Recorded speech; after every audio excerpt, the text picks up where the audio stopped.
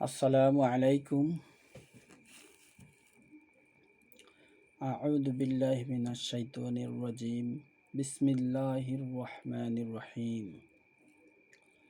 সরল পথের কিছু বিবরণ দেওয়ার চেষ্টা করব ইনশাআল্লাহ।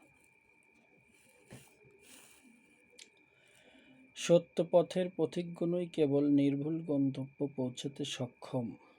এই পথেই লাভ হয় সর্বোচ্চ সম্পদ আল্লাহ পাকের সন্তুষ্টি। এই পথ ইসলামের পথ। মহানবী সাল্লাল্লাহু আলাইহি সাল্লাম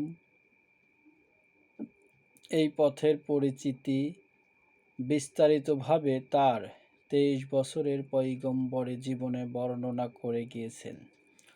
তিনি অতীত, বর্তমান, ভবিষ্যৎ সর্বকালের মানুষের নবী, নবীদের নবী, জিন ফেরেশতা সমস্ত মাখলুকাতের নবী। তিনি আল্লাহ পাকের হাবিব, প্রেমাস্পদ।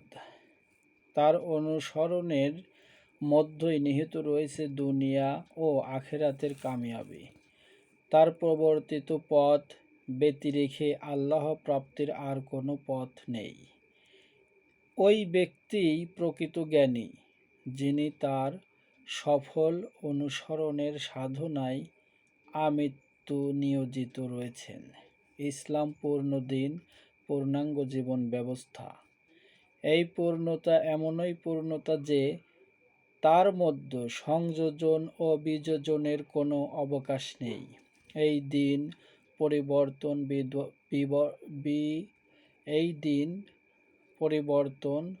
পরিবর্ধন এবং পরিবর্জনের প্রয়োজন থেকে মুক্ত।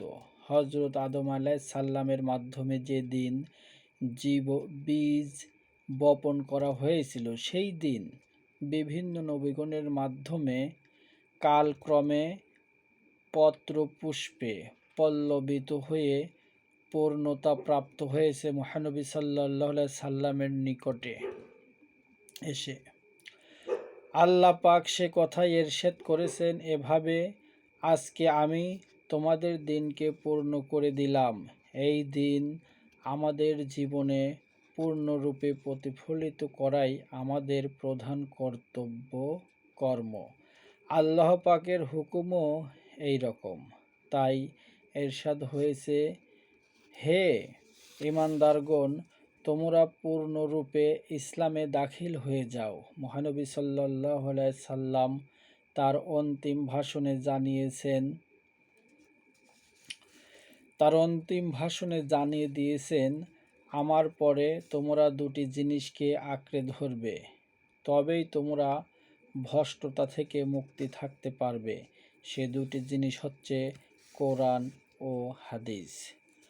আল কোরআন এবং আল হাদিসের মধ্যেই আমাদেরকে পূর্ণ দিনের স্বরূপ তালাশ করতে হবে। এর বাইরে আমাদের চিন্তা চেতনাকে পরিচালিত করার কোনো অবকাশ নেই। আবার কোরআন হাদিসের ওই রূপ অর্থ নিতে হবে যে রূপ অর্থ উদ্ধার করেছেন আহলে সুন্নাহ ওয়াল জামায়াতের সম্মানিত ইমামগণ।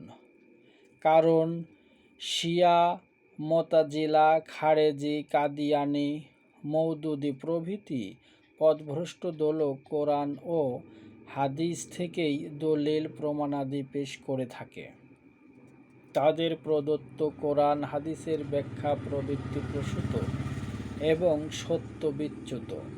একমাত্র আহলে সুন্নাহ ওয়াল জামাতের আলেমগণই কোরআন হাদিসের সঠিক অর্থ হৃদয়ঙ্গম করতে সক্ষম হয়েছেন। তাদের শিক্ষাধারা সম্মানিত সাহাবায়ে একরাম রাদিয়াল্লাহু তাআলা আনহু এবং সলফে সালেহিনের অনুসরণের দীপ্তিতে সমুজ্জ্বল। এই জামাতই আল্লাহ পাকের সন্তুষ্টি অর্জনের পথে পথিকৃত। এই জামাতই নাজাতপ্রাপ্ত ব্যক্তিগণের জামাত। তাই প্রতিটি মুসলমানদের জন্য প্রথম ফরজ কাজ এই জামাতের আকীদা বিশ্বাস অনুযায়ী নিজেদের আকীদা বিশ্বাস বিশুদ্ধ করা। আকিদা বিশ্বাস বিষয়ক সংক্ষিপ্ত বিবরণ এরকম: আল্লাহ পাকই অস্তিত্ব, আর যাবতীয় বস্তুকে আল্লাহ পাকই অস্তিত্ব প্রদান করেছেন। আল্লাহ পাকের জাত অস্তিত্ব এক, সেপাত গুণাবলী এক, এবং আফআলো কার্যাবলী এক। কোনো ব্যাপারেই তার সঙ্গে কারো কোনো শেরকত অংশ নেই। আল্লাহ পাকের জাতের মতো তার সেপাত এবং আফআলো বেমেসাল, আনুরূপবিহীন, যেমন এলেম, জ্ঞান। সেপাত এই গুণ আদি অন্তহীন, অবিভাজ্য এবং অনুরূপবিহীন। সৃষ্টির শুরু থেকে শেষ পর্যন্ত সমস্ত প্রকার জ্ঞাতব্য বিষয় এলেম সেফাত কর্তৃক বিকশিত হয়েছে। আল্লাহ তাআলা সমস্ত বস্তুকে তাদের অনুকূল প্রতিকূল অবস্থায় আংশিক ও সমষ্টিগতভাবে প্রত্যেকের বিশিষ্ট সময়সহ এক অবিভাজ্য মুহূর্তেই জেনেছেন। আল্লাহ পাকের এলেম খণ্ড বিখণ্ড হওয়া এবং অন্য কারো মতো হওয়া থেকে পবিত্র। আল্লাহ পাকের অন্য সেপাতকেও এইরূপ ধারণা করতে হবে। যেমন কালাম বাক্য সেপাত, এই সেপাতও অবিভাজ্য, অতুলনীয় এবং এক।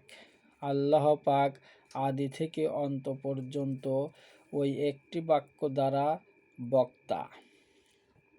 আদেশ, নিষেধ, বিজ্ঞপ্তি অথবা যে কোনো বিষয়ের বর্ণনাই হোক না কেন, তা ওই একই বাক্য থেকে উচ্চারিত।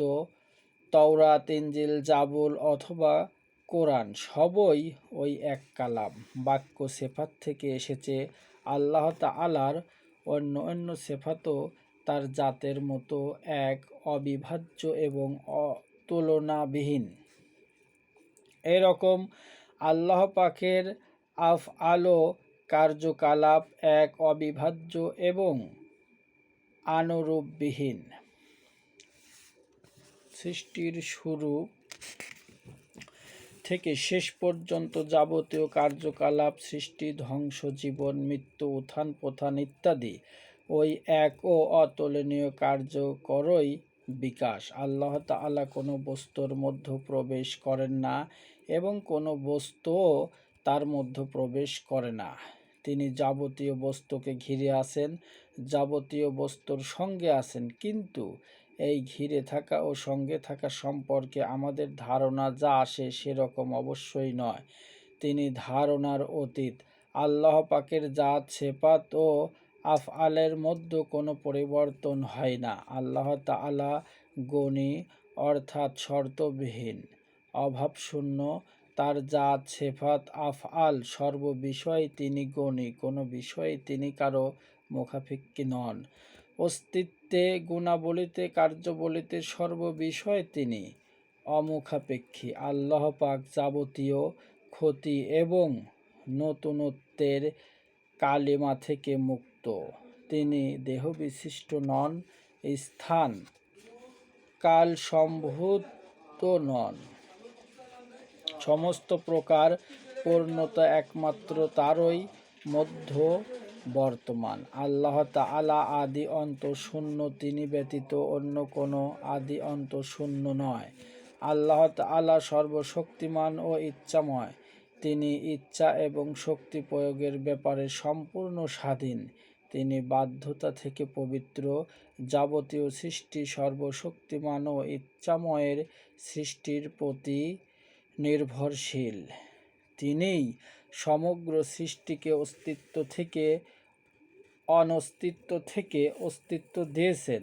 অতএব সৃষ্টি বস্তুসমূহের অস্তিত্ব যেমন অস্তিত্ব প্রাপ্তি হিসেবে তার মুখাপেক্ষী, তেমনি স্থায়িত্ব লাভের জন্য তারই মুখাপেক্ষী। সৃষ্ট বস্তুসমূহ যেমন আল্লাহ পাকের সৃষ্টি, তেমনি তাদের মধ্যে দৃশ্যমান তাসির ও প্রতিক্রিয়াসমূহ তারই সৃষ্টি। যেমন আগুনের প্রজ্বলন শক্তি ঔষধের রোগ নিরাময় ক্ষমতা ইত্যাদি। সাধারণভাবে বস্তুসমূহের তাসির স্বীকার করতে হবে, কিন্তু সেই সঙ্গে এই রূপ ধারণা রাখতে হবে যে আল্লাহ তাআলার ইচ্ছা না হলে কোনো বস্তু তাসির তো দূরের কথা, সেই বস্তু অস্তিত্বও অবলুপ্ত হতে বাধ্য। সৃষ্টিবস্তু তাসির থেকে উপকার গ্রহণ তাওয়াক্কাল, আল্লাহর প্রতি নির্ভরতা, বিরোধী নয়, বরং এরকম করাই প্রকৃত জ্ঞানীর স্বভাব। যেমন রোগী নিরাময়ের জন্য ঔষধ সেবন, যুদ্ধ বিজয়ের জন্য অস্ত্র সম্ভার বৃদ্ধির প্রচেষ্টা, পরিবারের ভরণ পোষণের জন্য অর্থ উপার্জনের প্রচেষ্টা ইত্যাদি। আল্লাহ তাআলা ভালো মন্দ উভয় কার্যের স্রষ্টা, কিন্তু ভালো কাজে তিনি সন্তুষ্ট এবং মন্দ কাজে অসন্তুষ্ট। বান্দাগণের কেবলমাত্র ইচ্ছা করার অধিকার আছে। বান্দাগণ ভালো অথবা মন্দ কাজের ইচ্ছা করলে আল্লাহ পাকই তা সৃষ্টি করে দেন। তাই সৃষ্টিকরণের কাজ আল্লাহ তাআলার সঙ্গে এবং এরাদা ইচ্ছা করবার স্বাধীনতার কারণেই অর্জন করা বান্দাগণের সঙ্গে সমন্বিত। তকদিরের উপর বিশ্বাস রাখতে হবে। তকদির অর্থ ভাগ্যলিপি। আল্লাহ পাক যেহেতু আদি অন্তের জ্ঞানসম্পন্ন, তাই তিনি প্রত্যেকের কর্মফল সম্পর্কে অবশ্যই জানেন। তার জ্ঞাতব্য বিষয় পূর্বাহে লিপিবদ্ধ করা আছে, তার নামই তকদির। বেহেশত ও দোজখ বর্তমান আছে। বেহেশত লাভকারী ব্যক্তিগণকে অবশ্যই ঈমানদার হতে হবে। প্রকৃতপক্ষে বেহেশতে প্রবেশ আল্লাহ পাকের মেহেরবানির উপর নির্ভর করে, আর ঈমান হচ্ছে আল্লাহ পাকের সর্বশ্রেষ্ঠ মেহেরবানি। দোজখের প্রবেশের কারণ কুফরি, অবিশ্বাস। ঈমানদারগণ, মানুষ কোনো গুনাহর কাজে লিপ্ত হলে পার্থিব বিপদ আপদের মাধ্যমে তার ক্ষতিপূরণ হয়, অথবা আল্লাহ পাক মৃত্যুর সময় কষ্ট দিয়ে তাকে পাপমুক্ত করে নেন।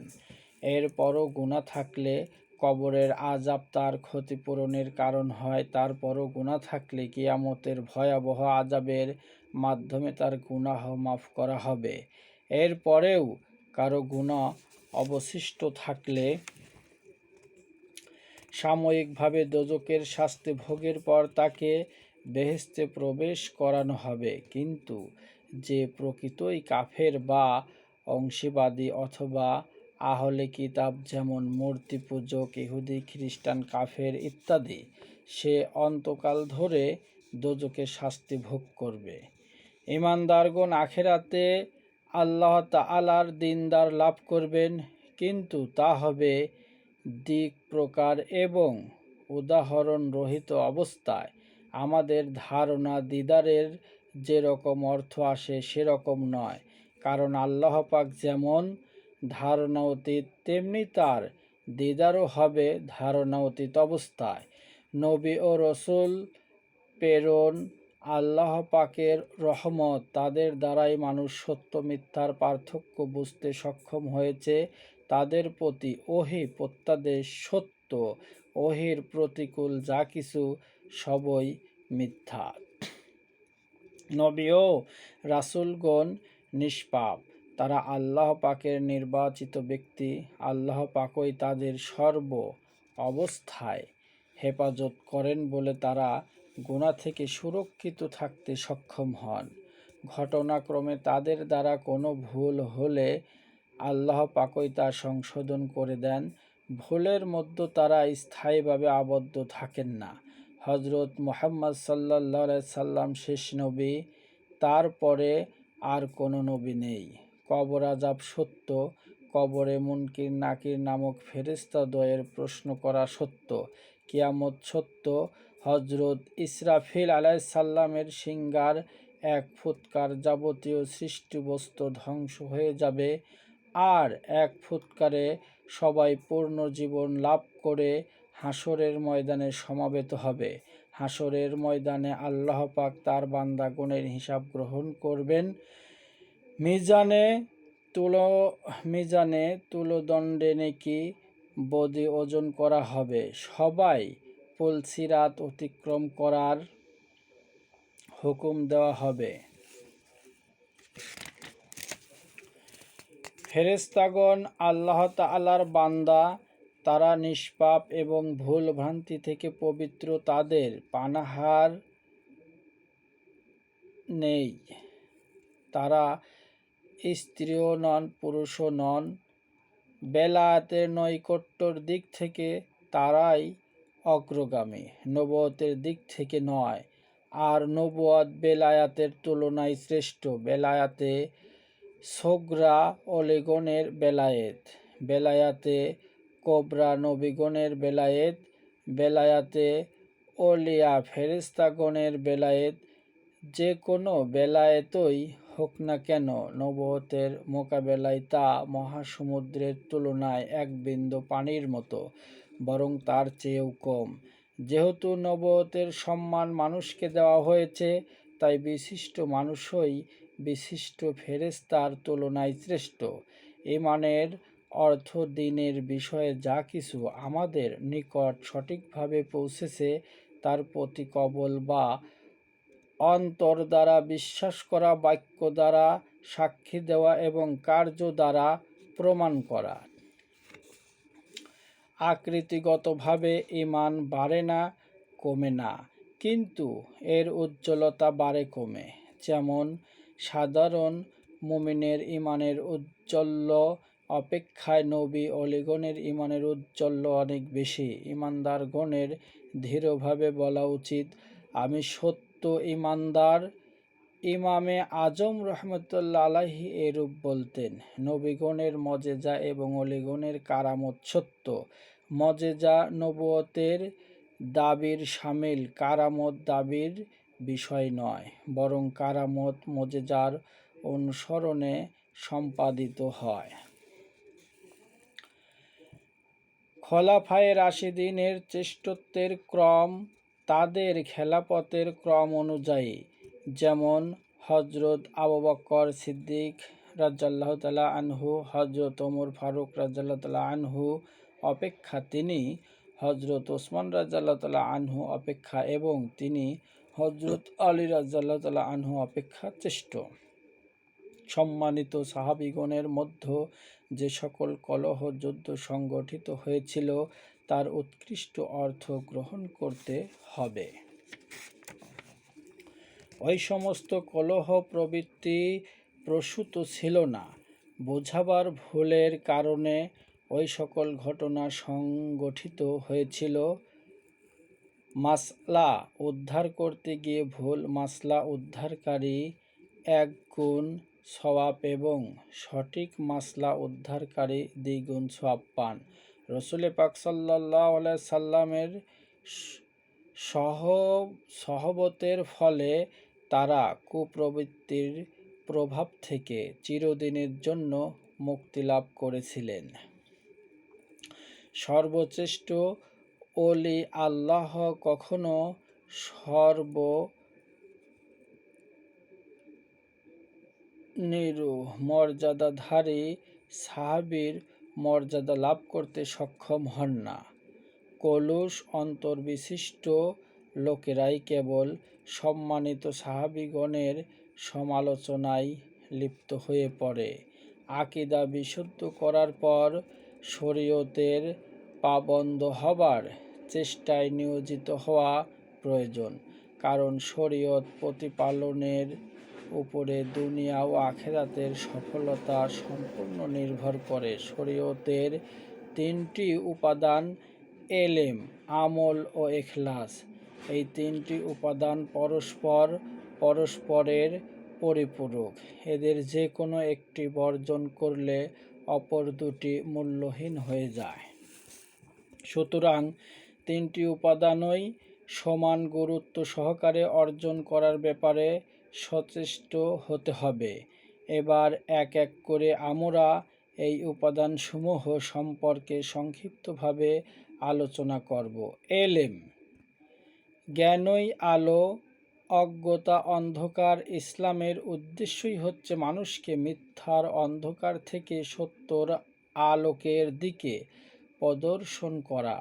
তাই ইসলামে এলেম শিক্ষাকে ফরজ করে দেওয়া হয়েছে। এই এলেম দ্বীনের এলেম, শরীয়তের এলেম। মহানবী সাল্লাল্লাহু সাল্লাম ইরশাদ করেছেন, প্রত্যেক মুসলমান নর নারীর জন্য এলেম শিক্ষা করা ফরজ। ইবনে মাজাহ। প্রত্যেক মুসলমানকে তাই আল্লাহ পাকের হুকুমসমূহ সম্পর্কে এবং নিষেধাজ্ঞা সম্পর্কে জ্ঞানার্জন করতে হবে। হালাল, হারাম, ফরজ, ওয়াজেব এবং অন্য প্রাসঙ্গিক বিষয়ে এলেম শিক্ষা করা জরুরি। হাদিস শরীফে বর্ণিত হয়েছে, এলেম দুই প্রকার, জবানি এলেম এবং কলবি এলেম। মিশকাত। মহানবী সাল্লাল্লাহু আলাইহি সাল্লাম এলেম শিক্ষা করাকে ফরজ বলেছেন। শুধুমাত্র জবানি এলেম শিক্ষা করাকে অথবা শুধুমাত্র কলবি এলেম শিক্ষা করাকে তিনি ফরজ বলেননি। আর এলেম যেহেতু দুই রকম, তাই দুই রকম এলেম শিক্ষা করাই ফরজ। তবে এই ফরজের সীমারেখা কত দূর সে সম্পর্কে আমাদের স্বচ্ছ ধারণা থাকতে হবে। আমরা জানি, 5টি স্তম্ভের উপর ইসলাম প্রতিষ্ঠিত: কালেমা, নামাজ, রোজা, হজ ও যাকাত। এই 5টি স্তম্ভ নিজের জীবনে বাস্তবায়িত করতে হলে অবশ্যই এই সকল বিষয় কিভাবে সম্পন্ন করতে হবে তার এলেম অর্জন করাও আমাদের প্রতি জরুরি হয়ে পড়ে। কিন্তু আমাদের মধ্যে যারা সম্পদশালী নন, তাদের জন্য হজ, যাকাত ফরজ নয়। সুতরাং এসব বিষয়ে এলেম শিক্ষা করাও তাদের প্রতি ফরজ নয়। মোট কথা, শরীয়তের নির্দেশ অনুযায়ী আমাদের যার উপরে যতখানি আমল জরুরি হয়ে পড়ে, সে সকল আমল সম্পাদনের জন্য প্রয়োজনীয় এলেম শিক্ষা করাও ফরজ হয়ে যায়। প্রত্যেক মুসলমানের জন্য হাফেজে কোরআন হওয়া, মুহাদ্দিস, মুফাসসির হওয়া ফরজ নয়। তেমনি কলবি এলেমের ক্ষেত্রেও প্রত্যেক মুসলমানের জন্য কুতুব, গাউস, আবদাল, আওতাদ, মোজাদ্দেদ হওয়া ফরজ নয়। যতটুকু এলেম শিখলে একজন মুসলমানের কলব, অন্তর গায়রুল্লাহর মুহাব্বত থেকে মুক্ত হয় এবং কলব সালিম, প্রশান্ত অবস্থা ধারণ করে, ততটুকু কলবি এলেম শিক্ষা করা ফরজ। কারণ আল্লাহ পাক ইরশাদ করেছেন, কিয়ামতের দিনে তোমাদের ধন সম্পদ, সন্তান সন্ততি কোনো কাজে আসবে না। কাজে আসবে শুধু সালিম কলব। সূরা আশুরা। আর কলবের প্রশান্ত অবস্থা তখনই হাসিল হয় যখন কলবে জিকিরের নূর প্রজ্বলিত হয়। শান্তি আল্লাহর জিকিরের মধ্যেই নিহিত, অন্য কিছুতে নয়। যেমন আল্লাহ পাক ইরশাদ করেন, আল্লাহর জিকির দ্বারাই কলব শান্তি লাভ করে। সূরা রাআদ। জবানি এলেম শিক্ষা করতে গেলে মাদ্রাসায় দাখিল হতে হয় অথবা ফিকহর কেতাব পাঠ করতে হয়। অক্ষর জ্ঞান না থাকলে আলেমগণের কাছ থেকে জেনে শুনে নিতে হয়। আর কলবি এলেম শিখতে গেলে এমন ব্যক্তির শরণাপন্ন হতে হয় যার কলবে জিকিরের নূর প্রজ্বলিত থাকে সারাক্ষণ। এই রূপ ব্যক্তির সহবত ইখতিয়ারের জন্য তার নিকট মুরিদ বা বায়াত হওয়া প্রয়োজন হয়ে পড়ে। বায়াতের প্রেমময় বন্ধনের সূত্র ধরেই এই রূপ বুজুর্গ ব্যক্তির কলব থেকে জিকিরের নূর মুরিদের কলবে প্রতিবিলম্বিত হয়ে মুরিদের কলবও জিকিরময় হয়ে ওঠে। আর তখন ওই কলব সালিম অবস্থায় পৌঁছাতে পারে। জিকির কলবি এলেম সম্পর্কে বিশেষজ্ঞ তাকেই পীর বা মোর্শেদ বলা হয়। জাহেরি এলেম শিক্ষার শেষে অথবা সাথে সাথে কলবি এলেমের শিক্ষা মনোযোগী হওয়া উচিত, নতুবা ফরজ তরক করার দায়ী হতে হবে। আমল: এলেম শিক্ষার সাথে সাথে আমলও করা চাই, কারণ এলেম অর্জনের উদ্দেশ্যই হচ্ছে আমল করা। সুতরাং আমল না হলে এলেম শিক্ষার কোনো অর্থ নেই। আমরা আল্লাহ তাআলার বান্দা, বন্দেগীর হক আদায় করাই আমাদের প্রধান দায়িত্ব। আর বন্দেগীর নিয়ম কানুন শিক্ষার জন্যই আমাদেরকে এলেম অর্জন করতে হয়। তাই এলেম অনুযায়ী আমল করতেই হবে।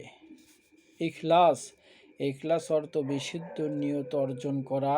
নিয়ত অর্থ সংকল্প, ইচ্ছা, সংকল্প ও শুদ্ধ হওয়া চাই, কারণ একমাত্র আল্লাহ পাকের হুকুম প্রতিপালন ও তার সন্তুষ্টি অর্জনের উদ্দেশ্য ছাড়া অন্য যে কোনো উদ্দেশ্য যত প্রকার এবং যত বেশি এলেম শিক্ষা করা হোক অথবা যত বেশি আমল করা হোক না কেন, তাতে কোনোই লাভ হবে না। তাই ইখলাস অত্যন্ত গুরুত্বপূর্ণ বিষয়। এখন কিভাবে বিশুদ্ধ নিয়ত অর্জন করতে হয় সে সম্পর্কে আমরা কিঞ্চিত আলোচনা করব। নিয়তের উৎপত্তি স্থল কলব বা অন্তর। মুখে নিয়ত উচ্চারণ করা।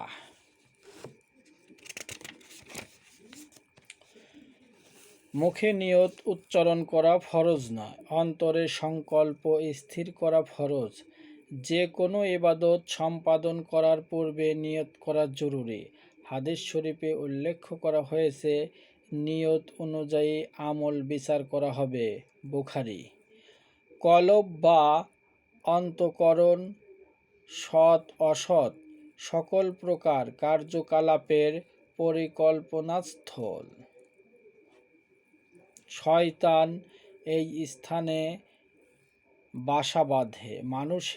মানুষের শত্রু এই শয়তানই মানুষকে অসৎকর্মের প্রতি প্ররোচিত করে। শয়তান যতক্ষণ কলবে তার নিয়ন্ত্রণ রাখতে পারে ততক্ষণ পর্যন্ত কলব থেকে বিশুদ্ধ নিয়ত হওয়া সম্ভব নয়, কারণ কলবে তার অবস্থানের কারণে কলবও অশুদ্ধ হয়ে যায়।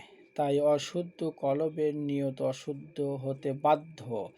অতএব কলব বিশুদ্ধ করতে হলে অবশ্যই শয়তানকে সেখান থেকে বিতাড়িত করতে হবে, তবেই সম্ভব হবে ইখলাস বা বিশুদ্ধ নিয়ত করা। হাদিস শরীফে উল্লেখ করা হয়েছে, শয়তান মানুষের কলবের মধ্যে হাঁটু গেড়ে বসে থাকে। যদি কলব জিকির করে তবে শয়তান সেখান থেকে পালিয়ে যা, আর যদি কলব জিকির থেকে গাফেল থাকে তবে শয়তান আবার সেখানে বসে কুমন্ত্রণা দিতে থাকে। বুখারী। শয়তান তার মূল প্রতিবন্ধকতা সৃষ্টি করে আমাদের নামাজের সময়, কারণ সে জানে যদি আমাদের নামাজ বিশুদ্ধ হয় তবে নামাজের মাধ্যমে আল্লাহ প্রদত্ত যে শক্তি আমরা লাভ করব সেই শক্তির মোকাবেলা করার ক্ষমতা তার নেই। সকল ইবাদতের সারাংশ নামাজ বিশুদ্ধ হলেই কেবল আমরা আল্লাহ পাকের যাবতীয় অপছন্দনীয় কার্যকলাপ থেকে মুক্ত হতে পারব। আল্লাহ পাকের এরশাদ, নিশ্চয় নামাজ মানুষকে যাবতীয় অসৎ কাজ থেকে বিরত রাখে। সূরা আনকাবুত। নামাজ তখনই বিশুদ্ধ হয় যখন নামাজি তার শরীর, পোশাক, মন পবিত্র করে একমাত্র আল্লাহর সন্তুষ্টির নিয়তে নামাজের রোকন সমূহ যথাযথভাবে আদায় করতে পারে। আল্লাহ পাক পবিত্র ব্যক্তিগণ ব্যতীত অন্য কেহই তার ইবাদতের সফল হতে পারে না। শুধু বাহির নয়, অন্তরও পবিত্র করতে হবে। অজু বা গোসল দ্বারা বাহ্যিক পবিত্রতা হাসিল হয়, আর অন্তরের পবিত্রতা হাসিল হয় আল্লাহ পাকের জিকির দ্বারা। কলবে আল্লাহ পাকের জিকির জারি থাকা প্রয়োজন এবং এইরূপ জিকির সকল সময়েই জারি থাকা প্রয়োজন। যখনই কলব জিকির থেকে গাফেল থাকবে তখনই কলবের সম্পূর্ণ নিয়ন্ত্রণ ভার চলে যাবে শয়তানের হাতে। সে তখন সর্বপ্রকার নেক আমলের উৎস নিয়তকে করবে কলুষিত এবং সকল অসৎ কার্যাবলী থেকে মুক্তির চাবিকাঠি নামাজের একাগ্রতা নষ্ট করে দিয়ে নামাজকে করবে বরবাদ। হাদিস শরীফে বর্ণিত হয়েছে, একাগ্র চিত্তে ছাড়া নামাজ হয় না। আল্লাহ পাক ইরশাদ করেছেন, সালাত কায়েম করো আমার স্মরণের জন্য। সূরা তহা। এই বিপদ থেকে আমাদেরকে উদ্ধার পেতেই হবে। তাই কলবকে বিরতিহীনভাবে জিকির জারি করার জন্য আমাদেরকে কলবি এলেমের উস্তাদ বা পীরের শরণাপন্ন হতে হবে। প্রকৃত পীর এই এলেমের বিশেষজ্ঞ। এবার বোঝা গেল সুফিগণের মধ্যে প্রচলিত যে কোনো তরিকায় দাখিল হওয়ার উদ্দেশ্যই হচ্ছে এখলাস অর্জন করা, অন্য কোনো উদ্দেশ্য নয়। যেমন অনেকেই নানা রকম বিকৃত ইচ্ছা নিয়ে বিভিন্ন পীরের দরবারে ভিড় জমান এবং কোনো পীর নামধারী ব্যক্তিগণও মানুষের মূল উদ্দেশ্য বিবর্জিত ওই সকল কলুষ ধারণাকে লালন করে থাকেন। আমরা সংক্ষিপ্ত আলোচনা জানলাম যে এলেম, আমল, এখলাস তিনটিই জরুরি। এদের যে কোনো একটি বর্জন করলে অপর দুইটি মূল্যহীন হয়ে যায়। যেমন কোনো ব্যক্তির যদি এলেম না থাকে, শুধু আমল এখলাস থাকে, তবে তার কোনো মূল্য হতে পারে না। আবার যদি এলেম ও এখলাস থাকে, আমল না থাকে, তখন একই অবস্থা। আবার এলেম আমল থাকলেও তা এখলাসের অভাবে হবে নিরর্থক। সুতরাং বোঝা গেল, শরীয়তের পূর্ণ পাবন্দ হতে গেলে সুফি সম্প্রদায়ের মধ্যে প্রচলিত যে কোনো তরিকায় দাখিল হওয়া উচিত, কারণ তরিকায় দাখিল না হলে প্রকৃত এখলাস হওয়া সম্ভব নয়। এই বিবেচনায় তরিকত জাহেরি শরীয়তের খাদেম বা সহায়ক। এখন প্রশ্ন, কোন তরিকায় গ্রহণ করতে হবে? প্রকৃতপক্ষে সব তরিকার উদ্দেশ্য একই, তবে এই জামানার জন্য সবচেয়ে উপযোগী তরিকা হচ্ছে খাস মুজাদ্দেদিয়া তরিকা। কারণ অন্য তরিকার মতো কঠোর মুজাহেদা এই তরিকায় উন্নতির শর্ত নয়। আল্লাহ পাক যেমন আজিমত কষ্টসাধ্য আমল পছন্দ করেন, তেমনি রুখসত সহজসাধ্য আমলও পছন্দ করেন। জীবন এখন জটিল, সময় সংকীর্ণ, তাই সহজ তরিকাই সকলের গ্রহণ করা দরকার। এই তরিকা মুরিদ অতি সহজেই তার পীরের রুহানি তাওয়াজ্জুহ এর বদলতে নিজের কলব জিন্দা করে নিতে পারেন। এর সময়সীমা মুরিদ হবার সঙ্গে সঙ্গে ঊর্ধ্ব সময়সীমা 40 দিন। এর পরের স্তরসমূহ অতিক্রম করা যায় অতি দ্রুত এবং অত্যন্ত সহজে। একটা কথা স্মরণ রাখতে হবে যে তরিকা পৌঁছায় না, পৌঁছায় পীর। অর্থাৎ যত শানদার তরিকাই হোক, সেই তরিকার পূর্ণ কামালিয়াত সম্পন্ন পীরই কেবল মুরিদগণকে মকসুদ মঞ্জিলে পৌঁছানোর ব্যাপারে রুহানি সহযোগিতা প্রদান করতে সক্ষম। পীরের কামালিয়াত না থাকলে শুধুমাত্র তরিকার নামে বায়াত হলে উদ্দেশ্য সিদ্ধ হবে না। আমরা মুসলমান, আমাদেরকে স্মরণ রাখতে হবে রাসূলুল্লাহ সাল্লাল্লাহু আলাইহি সাল্লামের পবিত্র বাণী, কুলু মুসলিমুন ইখওয়াতুন, সকল মুসলমান ভাই ভাই। আমাদের মনে রাখতে হবে আল্লাহর কালাম উম্মাতুন ওয়াহিদাতুন, তোমরা তো একই জাতি। আজ মুসলমানদের দুর্দিন। সকল পৃথিবী জুড়ে আমরাই আজ সবার চাইতে বেশি অবহেলিত, লাঞ্ছিত। আমাদের নবী মুহাম্মাদুর রাসূলুল্লাহ সাল্লাল্লাহু আলাইহি ওয়াসাল্লাম যেমন নবীগণের ইমাম, তেমনি আমাদেরও হবার কথা পৃথিবীর সকল সম্প্রদায়ের ইমাম বা নেতা। কিন্তু বাস্তব আমাদেরকে কি দৃশ্য দেখাচ্ছে? কি মুসলমান সংখ্যাগরিষ্ঠ দেশ, কি মুসলমান সংখ্যালঘু দেশ, সব স্থানেই আমরা লাঞ্ছিত, অপদস্থ। কোথাও সম্পদের প্রাচুর্যের কারণে আমরা প্রবৃত্তির পীড়নের শিকার, আবার কোথাও দারিদ্র্যর অস্বীকার ও সংখ্যালঘুতার কারণে ইসলামের দুশমনদের দ্বারা নিগৃহীত।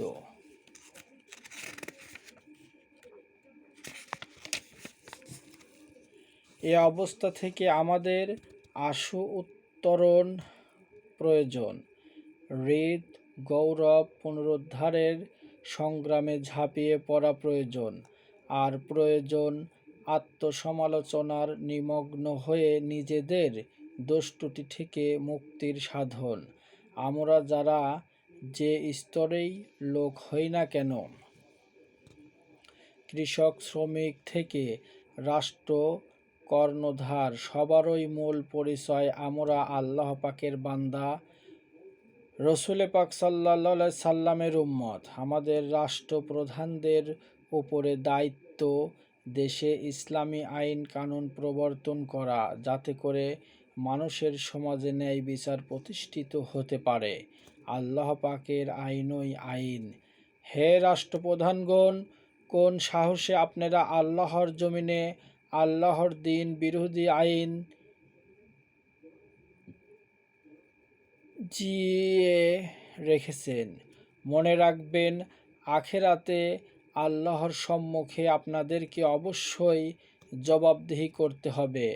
আলেমগণের উপরে দায়িত্ব দ্বীনের শিক্ষায় সকল শ্রেণীর মুসলমানকে উজ্জীবিত করা, কোরআন হাদিসের ভিত্তিতে সমকালীন যুগ জিজ্ঞাসার ফয়সালা করা, শরীয়তের শান শওকত বুলন্দ করা। আপনারা নিজেদেরকে নায়েবে রসূল বলে মনে করেন, কিন্তু কোথায় সেই কোরবানি ত্যাগ? হে আলেম সম্প্রদায়, ভেবে দেখুন, আপনারা কি নায়েবে রসূলের দায়িত্ব পালনে তৎপর রয়েছেন?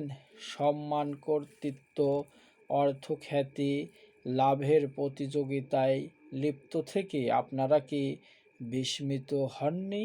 মহানবী সাল্লাল্লাহু আলাইহি সাল্লামের বাণী, আখেরাতে ওই আলেমের সবচেয়ে বেশি শাস্তি হবে যে তার এলেম দ্বারা উপকৃত হয়নি। সুফি সম্প্রদায়ের প্রতি দায়িত্ব মানুষের অন্তর্জগতে আল্লাহ প্রেমের নূর প্রবাহ জারি করার মহান কাজে আঞ্জাম দেওয়া। কিন্তু কি হচ্ছে বাস্তবে? হে সুফি সম্প্রদায়, অর্থ উপার্জন, নজরানা, তাবিজ, ঝাড়ফুঁক, গান বাজনা, প্রতিপত্তিশালী মানুষের মশাহেবি সবই হয়ে উঠেছে আপনাদের মূল উদ্দেশ্য। দ্বীনের খাদেম বলে নিজেদেরকে পরিচয় দিয়ে দ্বীনের দুশমনির কাজে আপনারা লিপ্ত হয়েছেন কেন? দ্বীনের দুশমন তিনটি দল: দুনিয়ার বাদশা, দুনিয়াদার আলেম আলামায়ে সু এবং ভণ্ড সুফি, এই তিন দলের এসলাহ সংশোধন না হলে দ্বীনের শান বিকশিত হতে পারে না। দিনদার রাষ্ট্রনায়ক, দিনদার আলেম এবং কামেল সুফি দিনকে সুন্নত করবার মহান কাজের আঞ্জাম দিতে পারেন। সাধারণ মুসলমানগণ দিনকে বিকৃত করার দায়ে প্রত্যক্ষভাবে দায়ী নন, তবুও তারা সম্পূর্ণভাবে দায়িত্ব এড়াতে পারেন না। দ্বীনের জ্ঞানার্জন করার জন্য দিনদার আলেম এবং কামেল পীরের শরণাপন্ন হওয়া তাদের জন্যও জরুরি, কিন্তু তারা আলেম ও পীরের শরণাপন্ন হন দুনিয়ার স্বার্থসিদ্ধির উদ্দেশ্য আর তাদের প্রবৃত্তির চাহিদা পূরণের জন্য ব্যবসা বিস্তার করে বসেছে আলেম ও পীর সম্প্রদায়ের এক বিরাট অংশ। আর একদিকে বয়ে যাচ্ছে ইসলাম বিরোধী মতবাদের সয়লাব। শিক্ষিত ও বুদ্ধিজীবী সম্প্রদায়ের এক বিরাট অংশ অনৈসলামিক মতবাদের অন্ধকারে ক্রমশ নিমজ্জমান। তারাও দায়িত্ব এড়াতে পারেন না। তারা ইসলাম বিরোধী মতবাদের বিরাটকায় গ্রন্থ অধ্যয়নে, অনুশীলনে ও গবেষণায় সারাক্ষণ নিমগ্ন থাকেন, কিন্তু কোরআন হাদিসের শিক্ষার প্রতি এতটুকু দৃষ্টিপাত করবার সময় তাদের নেই। তারা কি জানে না দ্বীনের জ্ঞানার্জন, শরীয়তের হুকুম শিক্ষিত অশিক্ষিত, শ্রমিক, কৃষক, শিল্পপতি, অধ্যাপক, সাংবাদিক, বৈজ্ঞানিক, বুদ্ধিজীবী সকলের উপর ফরজ। আমাদের রাষ্ট্রনায়কগণ, আমাদের আলেম সমাজ, আমাদের শায়েখবৃন্দ, আমাদের সমাজ সচেতন শিক্ষিত সম্প্রদায়, আমরা সবাই মুসলমান জামাতের অন্তর্ভুক্ত। আমাদের কারো পদস্খলনে আমরা কেউই উদাসীন থাকতে পারি না। আমরা সবাই তো একক জাতি, উম্মাতুন ওয়াহিদাতুন।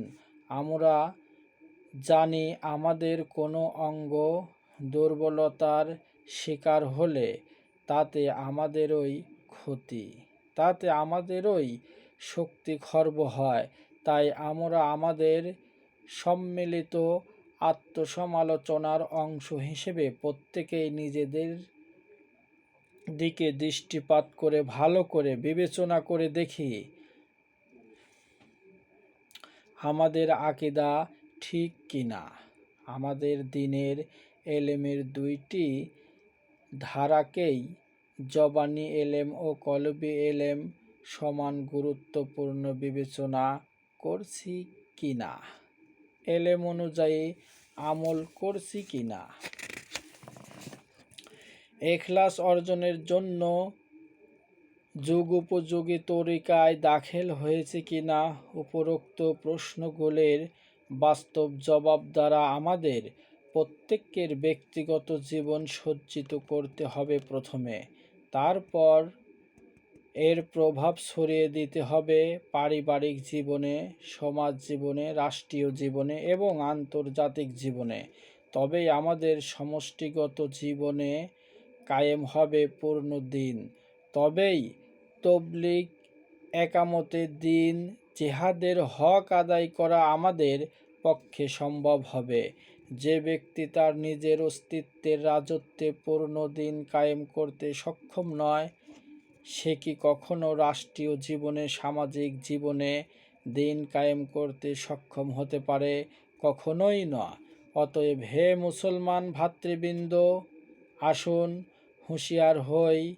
সমাজে, দেশে ও বিশ্বে পূর্ণ দ্বীন প্রতিষ্ঠার পরিকল্পনা সামনে রেখে প্রথমেই নিজেদেরকে পূর্ণ দ্বীনের সাজে সজ্জিত করার সাধনায় নিয়োজিত হই। আমরা ওয়াসসালামু আউওয়ালাও ওয়া আখিরান। কথা বলতে গেলে ভুল হতেই পারে। যা কিছু ভুল হয়েছে ক্ষমা দৃষ্টিতে দেখবেন এবং আমাকে জানাবেন, ভুল শোধরানোর চেষ্টা করবেন ইনশাল্লাহ। আসসালামু আলাইকুম।